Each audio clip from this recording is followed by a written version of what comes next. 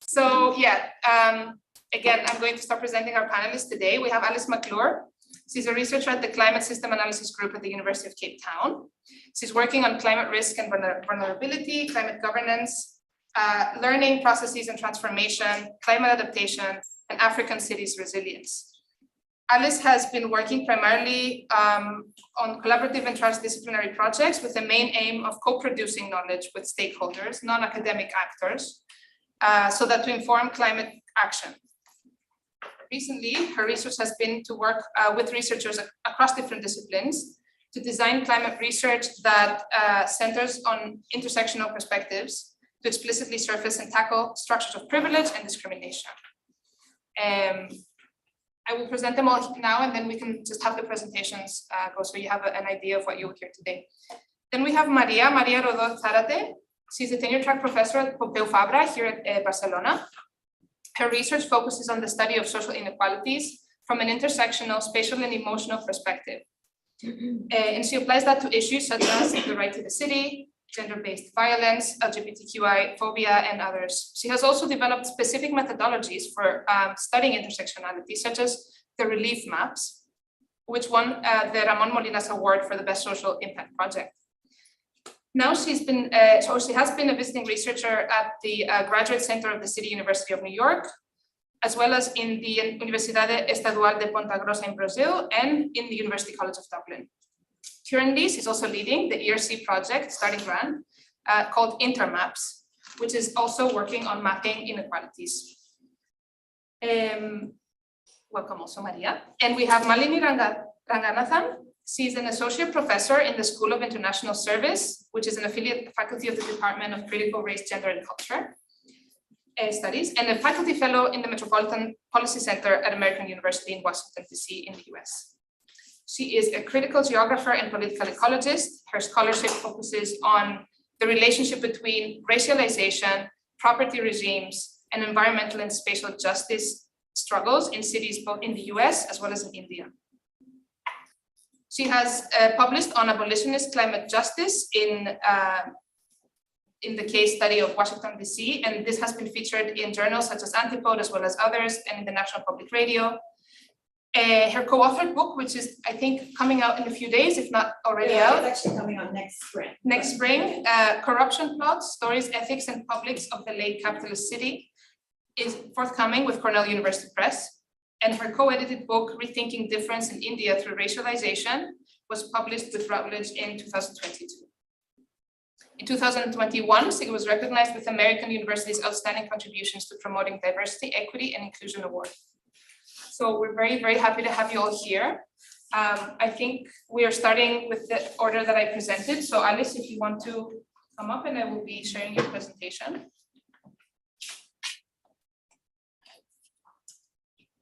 I thought we could have around 25 minutes of presentation, more or less, and I'll point to you when you have 5 minutes left. That sounds good. Thank you. I'm going to use the microphone because I've been blessed with a very inaudible voice. So thank you so much for having me here. I feel really privileged to be alongside Malini and Maria. I think I come from a very different perspective than Malini and Maria, but hopefully this perspective can be useful in our conversations over the next few days. So I graduated some time ago with my master's and then moved into the development aid community, working in the development aid climate adaptation community for about 6-7 years. And then I moved back into the the academic community to work in a big multidisciplinary project on climate risk and adaptation and resilience. And I focus primarily on adaptation. I don't do any mitigation work. But I think the really interesting thing is that I'm the only sort of person moving into the social sciences with a group of climate scientists. So the group that I work with, they've been working on using climate data to understand physical climate processes and to develop projections in terms of climate changes of the physical climate system. But they're increasingly grappling with how to connect their knowledge with other ways of knowing and to make their work relevant. And so I've worked primarily in the transdisciplinary space, so working, as Energy also said, working with non-academic stakeholders to understand issues and think about how to respond to these issues. I'm not rooted in a political ecology, political economy background. In fact, I come more from a natural sciences perspective and moving into the social sciences. And so with all of this background, I'm kind of trying to move towards intersectionality and transdisciplinary co-production of knowledge for climate action in African cities. And so that's what I'm going to be talking about today and sharing some ideas. But I also wanted to say that in terms of my positionality, you know, I'm white, I'm extremely privileged. And so I'm talking about some issues today in South Africa that I have some experience of, but I definitely don't represent the voices of a lot of people in South Africa and in Africa more broadly. Again, I know it's dangerous to kind of group African cities together, but there are some characteristics of these cities that really shape how we work in these places. So patterns of rapid change, patterns of urbanization, growing urban populations over time. And a lot of the time this results in vast inequality and infrastructure gaps, limited access to technology, a lot of issues around land tenure, and high rates of unemployment. And because of the rapid changes in terms of population growth, a lot of poor planning, and then inequality that really manifests as poverty, a lot of these urban landscapes have informal settlements as key characteristics of the landscapes. And so these informal settlements are here to stay, and they're expected to grow by 2.5 times by 2050. And this has huge implications for how we think about urban areas and urban adaptation as well. But I think, I mean, I don't need to stress this point, but we all know that history really matters. And so, for example, in South Africa, processes associated with colonialism and apartheid have really influenced the social structure more generally and the South African urban space. And so, just as an example, during the Cape Colony rule, the Land Act, which set aside 13% of land for 80% of the Black population, and a lot of this land was unproductive and not arable. And then again, under the apartheid era rule, the 1950s Group Act, which segregated communities along racial lines. So if you look at, for example, Cape Town, where I'm from, you can see how these processes have really shaped the social structure of the cities. You have the city bowl, which is where a lot of the wealthy white minority still lives, and that was shaped by European colonization. The apartheid era resettlements with communities have moved a bit outside of these urban centers, and then post-apartheid urbanization as well. So I'm going to bring some of my sort of more mainstream reading on climate risk into this discussion as well, even though I really appreciate the more critical perspectives that we're here to talk about. But I think even when we think about climate risk with this more mainstream framing, we can understand how inequalities really shape who suffers climate impacts more acutely in these spaces. And so if we think about risk, I don't know how many people are aware of the sort of more mainstream framing of climate risk, but if we think about risk as this complex interaction between the vulnerability of people, of spaces, and their exposure to climate hazards, and then also potentially the responses that are implemented to try and deal with this risk. So whether that is not responding or whether there are responses that are implemented that result in maladaptation, we can really understand that inequality shape who suffer these climate impacts more acutely. As I said, marginalized groups are often located in marginal areas. So for example, in floodplains, a lot of the time, I'm not sure if you followed the KwaZulu-Natal KZN floods earlier this year, that was outside of Cape Town. It was in sort of the northern part of South Africa, but vast areas of homes washed away because people are forced to settle in floodplains. But then also people, you know, because of the fact that people have limited access to resources, they experience discrimination and have few opportunities to intervene in terms of adaptation. Their vulnerability is massively increased. And so we can understand how people already experience more severe risks when it comes to climate impact. But then bringing in some of the physical climate science, you know, there are expected to be changes in climate hazard that is going to exacerbate these risks into the future.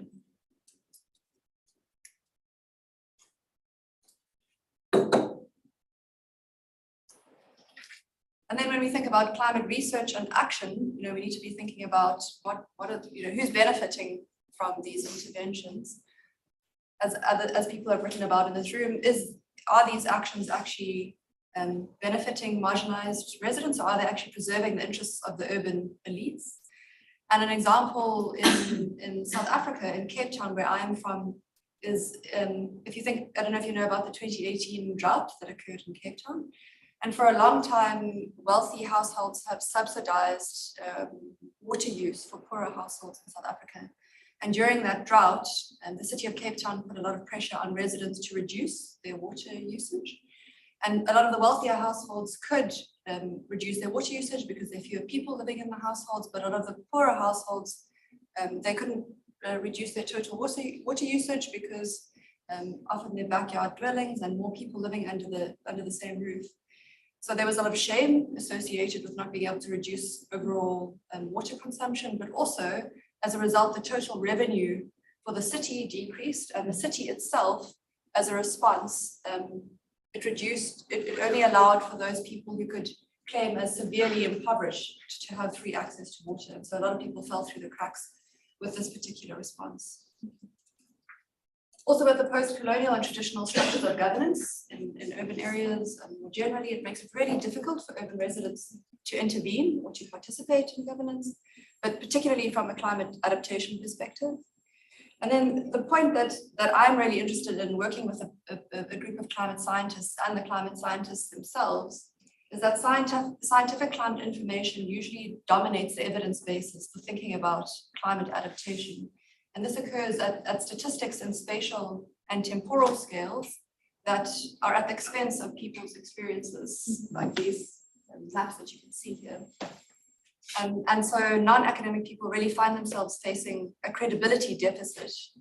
And when people are involved from say, informal settlements, this happens a lot through representation. So people who can speak English, which is the kind of formal governance processes, the language of formal governance processes, or people who are leaders of communities. And so the heterogeneity of a lot of spaces is really missed through these processes.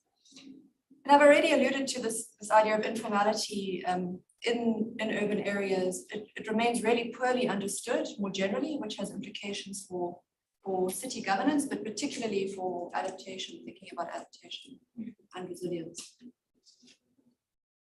Okay, so with all of this kind of this background, we, a group of us over the last few months have been thinking about how we can design adaptation research that tries to tackle some of these issues. And so taking into account all of these issues that I've spoken about. And we're doing this hoping to do this through three main avenues, and I'm going to share these ideas today. So they are very new ideas of how to respond to these issues, and hopefully we can have a discussion today and tomorrow that helps to further some of these ideas. So the first is to try and apply a more intersectional perspective to understand the multiple lived realities of climate risk and also people's experiences of adaptation in African cities, and to generate data from these exercises, and I'm going to talk a little bit more about this just now. The second is to support or operationalize a framework for climate planning and action that really mobilizes diverse actors and helps to negotiate trade-offs, because a lot of the time this idea of trade-offs is not interrogated deeply enough. Decisions made in one realm have implications for objectives in another realm. And then the third is around making visible structures of power that produce and reproduce forms of privilege and discrimination across the adaptation community, and to find strategic opportunities to tackle this. So the ideas that I'm sharing today are not my own ideas solely. We've been working with other researchers, but as I said, it's an opportunity to discuss some of these ideas. And so we're deploying intersectionality as this critical lens that enables more profound analyses of social relations of exclusion, particularly related to climate risk and adaptation. So the first theme that I've spoken about in terms of this proposed response is this idea of intersectionality to understand multiple lived realities of climate risk and adaptation. So I think whether we like it or not, data informs policy, And a lot of the time there's huge gaps in terms of this data and how it represents or helps to understand the lived experiences of a lot of people in African cities. And so what we propose are methods to understand the nuanced differences relevant to risk and adaptation, and then through this to contribute data that can inform policy. And so we're not the only group that is thinking about this. I've been following another group who is working on social survey research as a way to increase acceptance of LGBTIQ+ communities in Johannesburg. And so it's really this idea of thinking about these tools that we deploy to understand lived realities and how to better understand all the different lived experiences of people in these cities. And so to do this, we're working very closely with Slum Dwellers International, SDI, who are a partner in this project to carefully and critically redesign the enumeration tools that they are already using and that they already deploy with a lot of people in informal settlements across African cities through the Know Your City campaign. And already this tool is deployed to understand these informal settlements better. And so we're hoping with SDI to, as I said, carefully and critically redesign these tools, but also, to collaboratively analyze the enumeration data with a broader audience, so with people from various communities, with NGOs who represent a lot of the marginalized groups, and also importantly with city decision makers who will ultimately be using those data in terms of designing adaptation responses. And then based on these, on the results from this analysis to generate some in-depth case studies on the various living conditions and identities in informal settlements. And we have made an explicit decision to try and consider some of the hidden identities in these places. So for example, those related to gender and LGBTIQ+. And then importantly, and Melanie alludes to this in her paper, an ethics of care really foregrounds an ethics of research. And so I think this is a really important thing to consider while undertaking this type of work, the type of ethics that we employ in the work that we do. So negotiating the research process, a two-way conversation, potentially incentives, and being very clear about the purpose of the kind of research that we'll be implementing.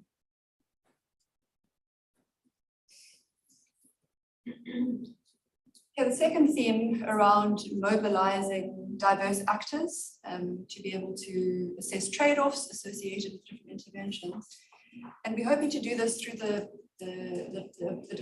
deployment of the framing of climate resilient development pathways planning. And I know there's a lot of issues around a lot of these concepts in this framing. And we're hoping to really critically to deploy this particular framing, but it is a framing that's been put forward in the most recent IPCC report as kind of an integrated framework to bring together adaptation, mitigation, development. And it is useful because it connects trajectories of past, current, and future urban climate risk profiles. And it really enables exploration of the different objectives associated with adaptation, mitigation, and development. In theory, but obviously deploying it needs some careful consideration about how this is done. And also implications across climate scenarios. There's a lot of uncertainty associated with climate scenarios and obviously with other trajectories over time. And it also in theory allows for deliberation amongst diverse actors, trade-offs, as I've mentioned, and in theory brings together multiple actor groups to contribute different types of evidence. And this includes scientific climate information, but also potentially the evidence that is generated through understanding the realities of climate risk and adaptation interventions. And so the idea is to map the past with different groups of stakeholders to characterize how conditions are changing, how they have changed and how they might change into the future, to co-design options for climate compatibility and equity and resilience, and then to sequence these options in terms of what is feasible and what keeps the idea of sort of an acceptable risk profile, and we'll think about this idea of acceptable just now, according to different actors, and then to negotiate roles and allocation of costs and benefits across actors, and to coordinate efforts across different actors in terms of implementing action, assessing action, etc. So from a more sort of mainstream climate literature, This is a framework for the CRDP's framing that brings together the pathways theory, the development theory, resilience theory, and climate action. As I've mentioned, there's very much a need to engage with these concepts in a very critical way, and that's what we're hoping to do through this particular research. But then also just to share some of the concepts associated with pathways, this is an image that was produced based on some work that we've done for South Africa's Presidential Climate Commission recently, that aim to think about how this CRDP's framework could be implemented in South Africa. And it shows some of the key concepts associated with pathways. So you have your particular pathways, which are processes, decisions, actions. You have your signals, which should, these little stripes, which should indicate the need to shift pathways. And importantly, you have your potential pathways that might not be taken or that weren't taken into the future. And so, yeah, I'm happy to talk about this a little bit more and to discuss the various concepts associated with the CRDP's framing. That's a zoom in one of the elements. Very, very, very simple, obviously, and stylized, but representing a path and a signal being detected, and then thinking about different options and then making a new decision to move on a different pathway. As I've mentioned a couple of times, these concepts, climate resilience, development, need to be critically engaged with, but there are some aspects of CRDPs that allow for intersectionality opportunities, I think. The first is this really explicit engagement with multiple past and future pathways, to think about what could have been, what wasn't, how pathways were different for different actors over time. The fact that it really aims to bring together lots of different actors in deciding the pathways into the future. And this doesn't necessarily mean to bring everybody together into one big space and expect everybody to have effective dialogue. It could happen through lots of different engagements, and then bringing all of those engagements together to think about how to move forward on the pathway, using lots of different types of evidence, including, as I said, scientific climate information, but also people's experience, like climate risk and adaptation. And then I think this is where it's really exciting, but it will be extremely hard, is this idea to for lots of people to be able to negotiate trade-offs and to define what an acceptable level of risk might be. And this is strongly connected to this idea of thresholds. And again, in the mainstream sort of climate research, thresholds are when biophysical, social, political, or economic conditions change to an extent when existing measures no longer produce an acceptable or tenable risk profile. And here we can start asking questions like, who defines this acceptable level of risk? Who defines the thresholds? What does that mean for different groups of people into the future? And yeah, I just wanted to share this work that was done relatively recently by Erickson et al., where they bring together this CRDP's framing with the Convention for Rights for Persons with Disabilities. And in so doing, they deepen 4 key features of CRDP. So they've applied this more critical perspective on CRDPs. And these 4 key features are social justice and equity as normative goals for climate resilience, the ethical underpinnings of social choices, the inequitable relations that drive marginalization, and the ways in which society navigates uncertainty through inclusive and contested politics. And so we hope to again engage with this framework in a much more critical way and through an intersectional perspective. And then the third realm, so the first theme, the first theme is really around understanding the lived experiences of climate risk and adaptation. The second is around trying to deploy a methodology that helps to bring lots of people together and to negotiate trade-offs. And the third is really around better understanding and tackling structures of discrimination and privilege in adaptation work. And so what we're really hoping to do is to look at key moments that shape adaptation. So diagnosing the problem, this could be, for example, climate risk, thinking about the potential responses, and then producing knowledge to implement those responses. And so that obviously has linkages with data justice and what kind of data is used to understand these various elements. And then to try and draw on case studies that are already challenging discrimination and privilege in the adaptational development community, to think about moving forward in terms of tackling these structures. I wanted to end with a quick note on methods, because I know initially the idea was to talk a lot about methods today, and I've done so implicitly, but not really explicitly in the work that I've shared. But I wanted to say that I think the traditional research methods are really important for this, for what we're talking about today, but also the importance of methods that draw on different types of evidence. And I think that's also a key theme of what we're speaking about today, but also that connect research with policy and practice, so that we're talking beyond the academic community when we're talking about a more intersectional perspective to climate adaptation. So learning labs, I know that this is a lab in itself, and I think in Barcelona, this idea of learning labs or urban labs is often deployed. Climate resilient development pathways is an ambitious framework to be able to try and connect research with policy and practice, but then also critical and reflexive activities across actor groups that involve researchers and funders and governments at various scales. That is it from me, and thank you very much for listening, and if you're interested in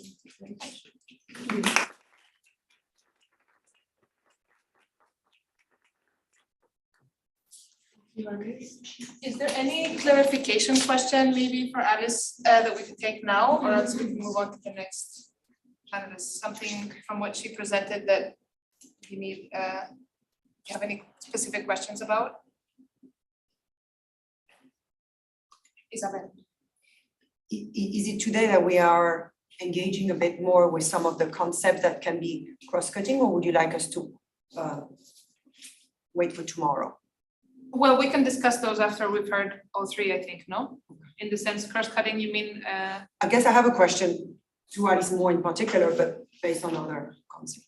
You did mention at the beginning this very unequal and very historic division of land and land access. What space is there, do you think, in the type of development pathways you are showing here and you're helping to practice in South Africa for this very deep questioning of land, inequality, segregation, and then climate resilience? It's a very big question. What are you seeing on the ground too, I guess, in terms of the discussions you're having with people? Yeah, I think there are very many discussions that are trying to tackle the same issue from different perspectives. And I'm not deeply engaged in the issues around land in South Africa, but I think that there are opportunities. I think even sort of through some of the justice-oriented work that's happening in South Africa in terms of land and reclamation of land. I think there are opportunities, but it needs, I haven't engaged with it as much as we will in the future. So we'll see.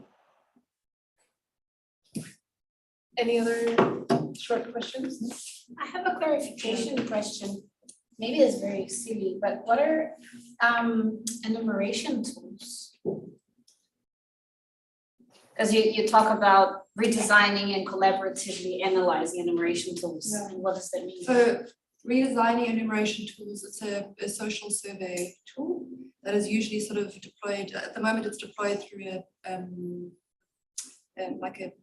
in many places through a tablet like that, and it has demographic information a lot of the time, and information about people's experiences associated with particular issues. And then I guess that the focus is more on collaborative analysis of the data that are generated through those enumeration tools. But they're very standardized tools that are deployed across different areas. Thank you, Alice. Okay, so then we'll move on to Maria's presentation. Let me just do that again. Maria is this one.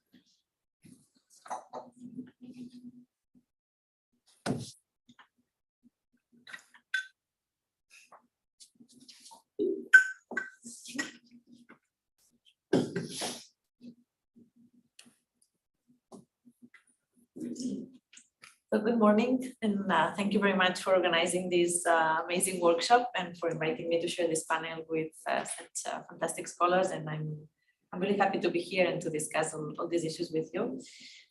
So I'm going to focus on a quite different issue. So my presentation will focus on how feminist and intersectional approaches can be used for research on social and spatial inequalities, including the emotional dimension on inequalities as a relevant issue to understand such dynamics. So first I will focus on the conceptual framework in relation to the situated intersectionality and the emotional perspectives to inequalities. Then I will explain the relief maps model as a specific tool. And after that, I will focus on the results from a specific project to show an example of how this model works, to end up with the development of a concept, the right to space, that I think that can have some different links to what you were also presenting, and that can relate to the spatial justice in different ways.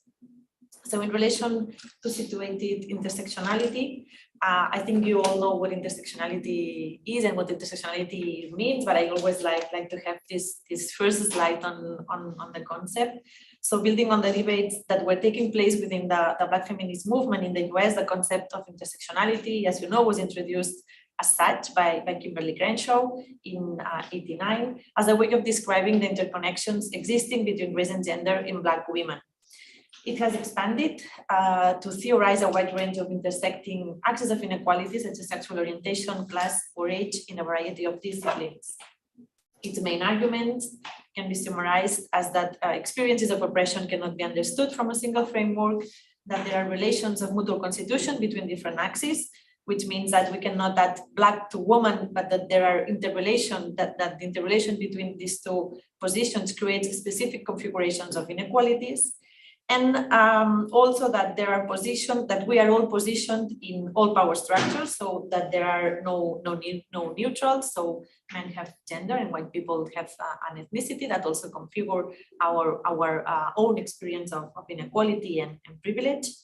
Also that we are simultaneously positioned in relations to both privilege and oppression, and that the effects of our positions vary in relation to time and space, which is one of the issues that I have been focusing on. So what's the role of space in these intersectional dynamics? Placing intersectionality at the core of Black feminism and highlighting the specific voices and bodies from which it arises is crucial to avoid whitewashing and ignoring Black women as the producers of knowledge as an active players in the fight against discrimination. And it's a central issue in the current politics of knowledge production, as you may know. At the same time, from a global perspective, the theory of intersectionality arising from the United States should be also situated against a global backdrop of economic, political, and cultural imperialism, and within the context of English-speaking hegemony in knowledge production. In other contexts, at a similar period as in the US, other proposals that interrelated different axes of oppression appeared from marginalized collectives. As an example, already in the 19th century, there were women denouncing the violence they were suffering because of their positions of oppression in multiple layers, as indigenous, as poor, as Black, in Latin America. And there were also other developments, for example, in India in relation to caste, gender, and class. And in our context, there were also intersectional developments in Catalonia and the Basque Country, for example, since the 70s, where national identity and class were included also as axes of oppression together with gender. On this issue, I differentiate between intersectionality as a theory related to Black feminist movement in the US, and what I call intersectionality like thought and action as a phenomenon of genuine development of political practices and theorizations on the relation between different axes of inequality. This differentiation allows going beyond conceptions of intersectionality as only a traveling theory, and considering horizontality, simultaneity, and this geographical diversity, so that in different places, different things were happening at the same time. And it also, I think it's a way of giving value to local forms of knowledge production, also against this English hegemony in knowledge production nowadays. And now the second issue is in relation to the emotional perspective to inequalities. So political and social research on inequalities is generally focused on the public sphere of life, ignoring emotions as a relevant field for studying inequalities. However, emotions are deeply related to the experience of discriminations and to power dynamics in general, and they also can reveal unexpressed or normalized inequalities. As an example, just think about inequality indicators. In general, we have numbers such as life expectancy or salary, for example. However, many discriminations related to homophobia, sexism, or racism also have to do with emotions such as humiliation, fear, or exclusion. But how can we approach such discriminations that show these existing inequalities? And as a specific example, how can we study who feels fear, where, and why? So which kind of social groups experience fear in public space or at home? How is this fear configured, and what is pointing to? For this, I use Sarah Ahmed's conceptualization of comfort and discomfort as holistic emotions to develop the relation between intersectionality and the emotional dimension. And as she argues in relation to whiteness, to be comfortable is to be so at ease with one's environment that it is hard to distinguish where one's body ends and the world begins. One fits, and by fitting, the surfaces of bodies disappear from view. I'm not going to develop this idea more deeply, but I think it can be related also to the other topics we are working on today. And then there's this part of the relief maps model as a specific tool to do research on these issues. The relief maps are a proposal that are created some years ago for collecting, analyzing, and visualizing geographical data on inequalities, emotions, and intersectionality. This is an example of it, and as you can see, it relates three different dimensions: the social, which would be intersecting power structures; the geographic, that would be places in the x-axis; and the psychological, emotions, which go from comfort downwards to discomfort upwards. They show the curves of discomfort due to various positions in diverse spaces of the everyday life. So every dot is placed by each individual in a gradation of comfort to discomfort, and it is related to emotions such as fear, humiliation, or exclusion. In that sense, emotions here are considered as pointers to inequalities. The name relief maps highlights the two meanings that relief has in English.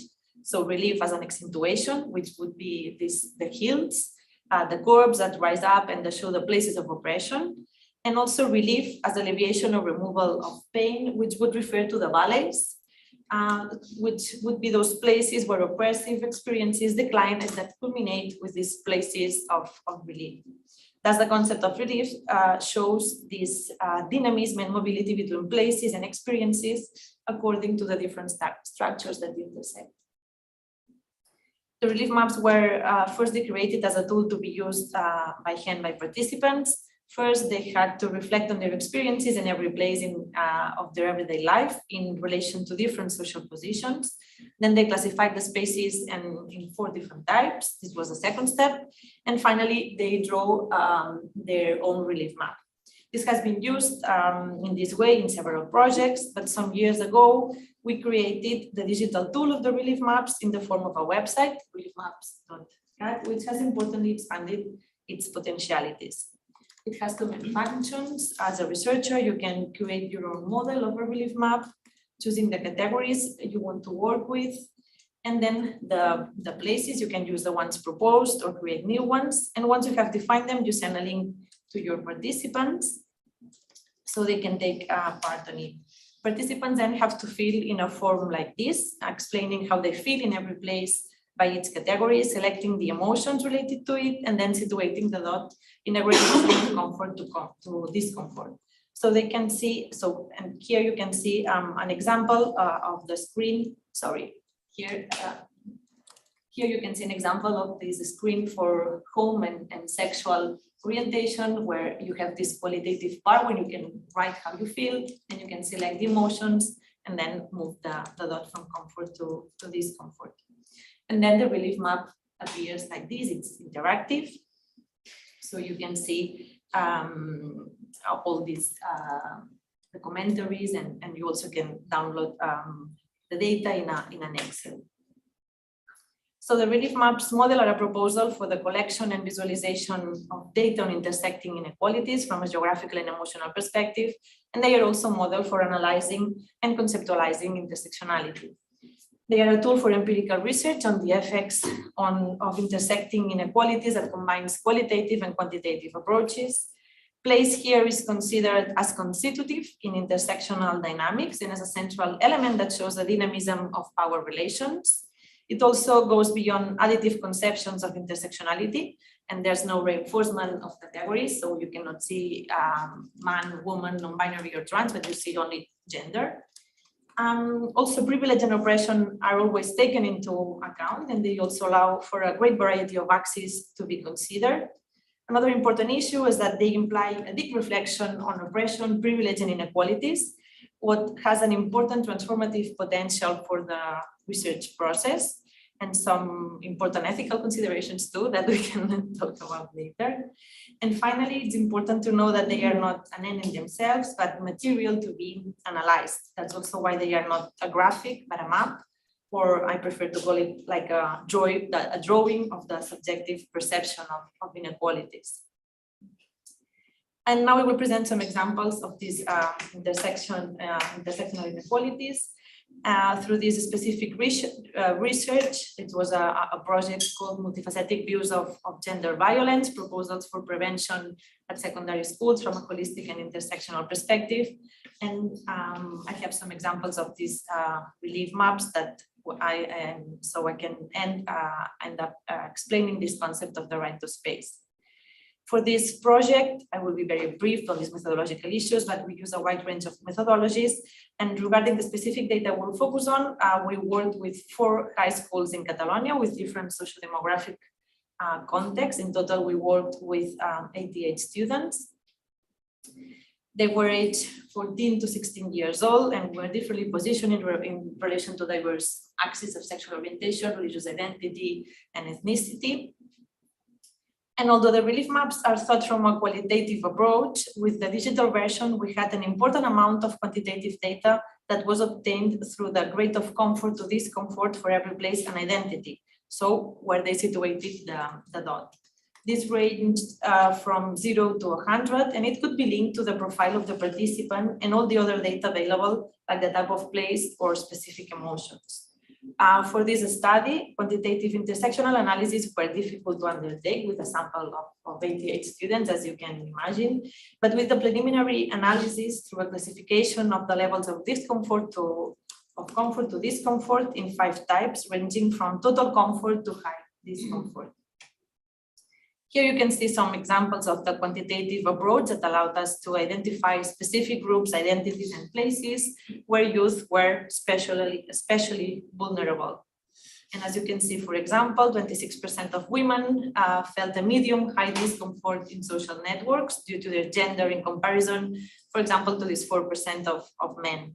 Or also that 44% of Muslims felt a medium high discomfort at the high school due to their religious identity. And from an intersectional perspective, men expressed higher discomfort due to their origin than women, for example, and women expressed higher discomfort due to physical appearance than men.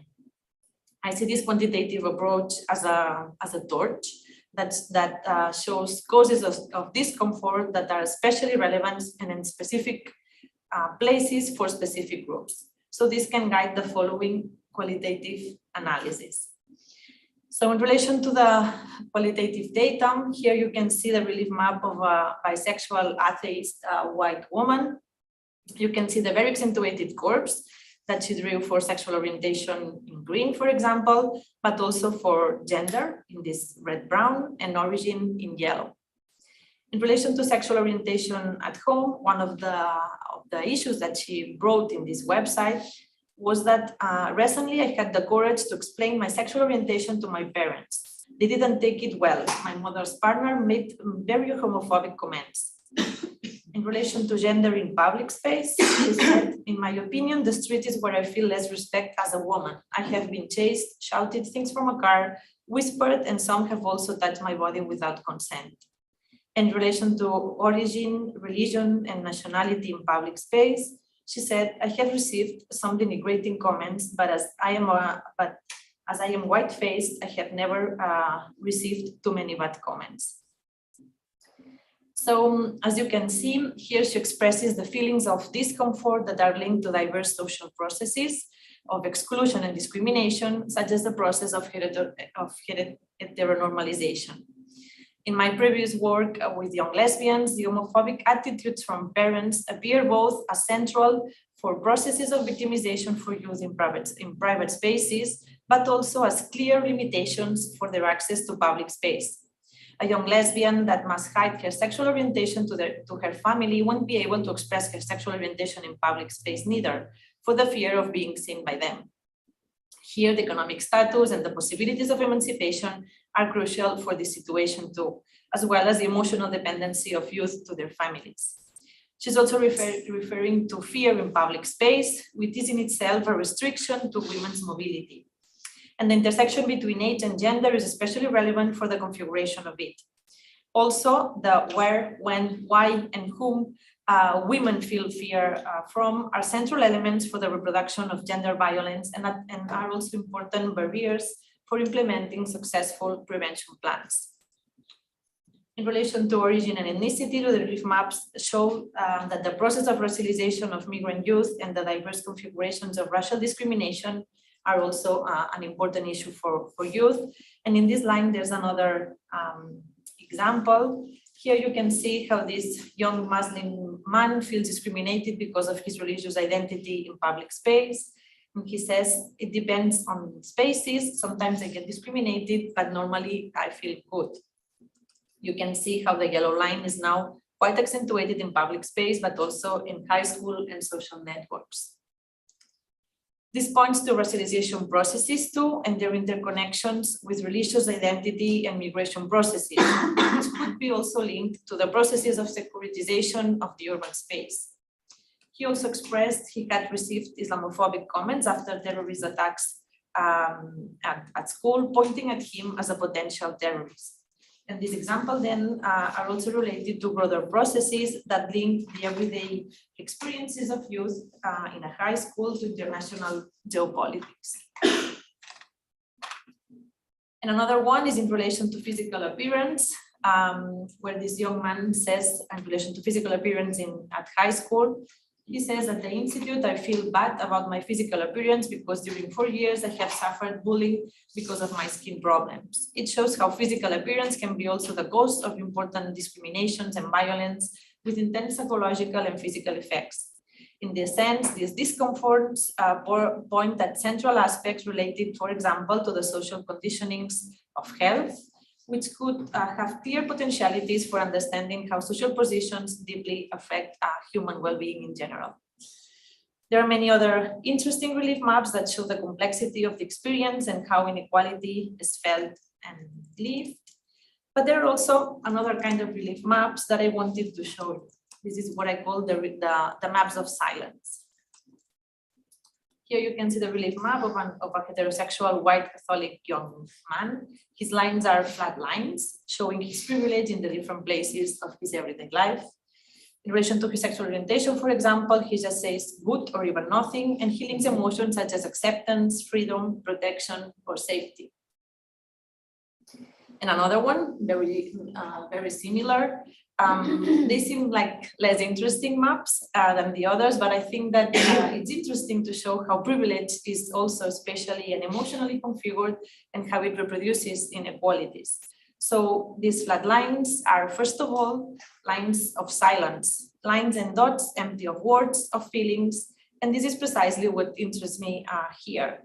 Why the silent dots point to privilege and why the lack of words is expressing so many things. So it is like this. So this silence in these relief maps is like this because this leads us to this concept that I'm developing and that I'm thinking about of the right to space that I wanted to present you as a conclusive idea of my presentation. So this concept of the right to space would refer to the privilege of not experiencing the emotional fit between the own social positions and places. So it would be the right to feel comfortable in the everyday spaces of the everyday life and implies an emotional fit and a lack of awareness or worry about one's position in a place. So it's not about not feeling fear, but about not even wondering if I feel afraid or not here due to my positions. It's a right to be in the places of the everyday life without feeling the own social positions as limitations of use or participation. And it is a right of not noticing the physical and social borders of inequalities. It's not an absolute concept, as intersecting positions configure complex relations with space and time, and it's not that there's people who has the right to space in general. It's a more complex concept. But I think that this development allows for an intersectional, spatial, and emotional approach to inequalities that can visualize different forms of inequality in the effects to people everyday life. And I wanted to finish with this. It's as I told you, it's a concept that I'm thinking on, so it's not finished. But I wanted to see how this concept of the right to space can be also linked to other issues such as spatial justice more in general, and also to climate justice. Thank you very much.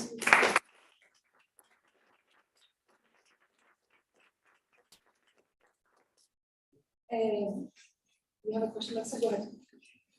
Maria, I was wondering, really enjoyed hearing about you again, and I was wondering if you've had an experience of collecting these relief maps with particular groups and then having a collective analysis with the same people that have done the mapping.